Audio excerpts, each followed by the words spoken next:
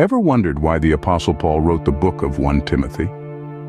It's a question that has intrigued many for centuries.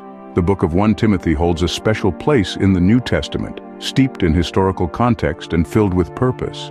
Why was it written? What can we learn from it today? These are the questions that lie at the heart of this fascinating book. Dive with us as we unravel the mysteries of 1 Timothy chapter by chapter. Chapter 1 of 1 Timothy opens with a personal greeting from Paul to Timothy. This initial exchange highlights the close mentor-mentee relationship between the two. Paul, an apostle, deeply values Timothy, his spiritual son. They share a bond forged through shared faith and mission. In this chapter, Paul's advice to Timothy is clear. Beware of false teachers.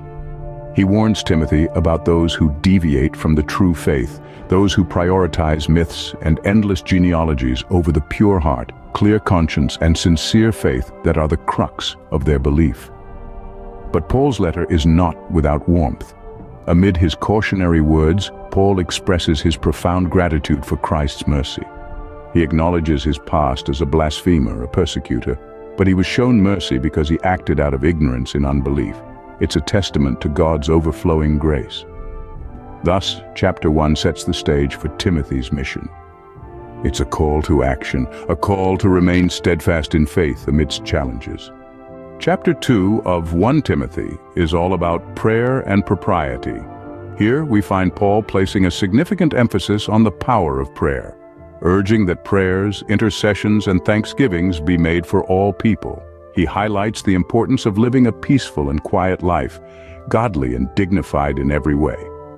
This is a call to Christians to be model citizens, making a positive impact on society through their actions and prayers. However, the chapter also delves into the more controversial territory of gender roles within the church. Paul advises that men should lift holy hands in prayer without anger or argument, while women are told to adorn themselves in modest apparel, focusing on good works. The instructions, though rooted in the cultural context of Paul's time, continue to spark debates in contemporary theological circles. So chapter 2 presents a complex exploration of gender roles and religious practices. In chapter 3, Paul lays out the qualifications for church leaders. He begins by addressing overseers, also known as bishops or elders. These individuals, he insists, must be above reproach, married only once, temperate, sensible, respectable, hospitable, and able to teach. They must not be drunkards or violent, but gentle, not quarrelsome, and not lovers of money.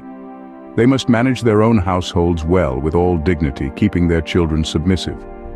He then moves on to deacons, who must be serious, not double-tongued, not indulging in much wine, not greedy for money, holding fast to the mystery of the faith with a clear conscience. They must also be tested first, and then, if found blameless, can serve as deacons. Paul's list is not just a checklist, but a guide to the kind of character a church leader should possess. It emphasizes the importance of good leadership for the health of the church community. In essence, chapter 3 is Paul's guide to building a strong church leadership. Chapter 4 of 1 Timothy warns of future apostasy. This chapter is a stark prophecy from Paul, forecasting a time when some will abandon the faith, lured away by deceitful spirits and teachings of demons. Paul doesn't mince words here. He paints a vivid picture of a spiritual battleground where truth and integrity are the weapons of defense. Paul's warning, however, is not just a doom and gloom prediction. It's also a call to action. He urges Timothy to be a good servant of Christ Jesus, nourished on the truths of the faith and the good teaching he has followed. He instructs him to train himself in godliness, to set an example in speech, conduct, love, faith, and purity. This chapter is a reminder that spiritual vigilance is not a passive act, but a proactive pursuit. It's about standing firm in the face of opposition and holding on to the truth of the gospel. Chapter 4, therefore, is a call to spiritual vigilance and steadfastness.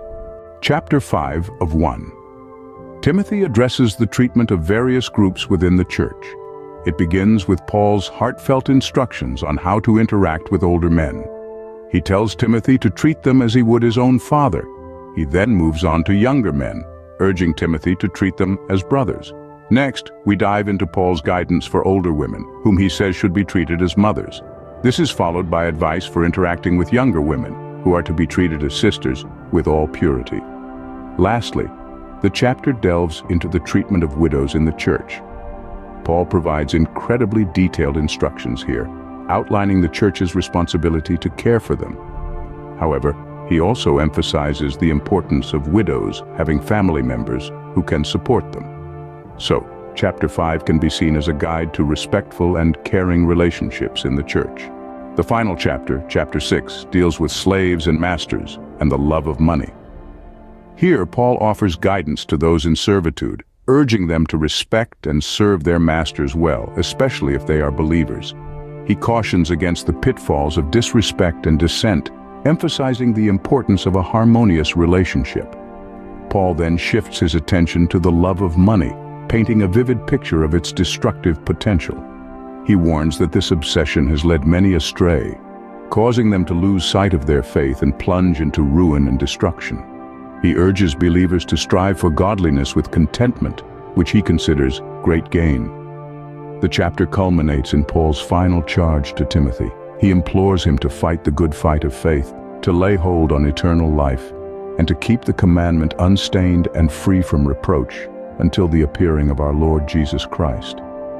Chapter 6 then ends the book with a powerful warning against materialism and a call to godliness. So what can we take away from 1 Timothy? This letter from Paul is a trove of wisdom. It alerts us to the dangers of false teachings, provides guidelines for those in church leadership, and lays out instructions for respectful relationships.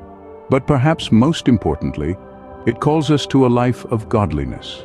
Despite its ancient origins, its relevance is undiminished in our complicated modern world. In the end, 1 Timothy is a timeless guide to living a godly life amidst a challenging world.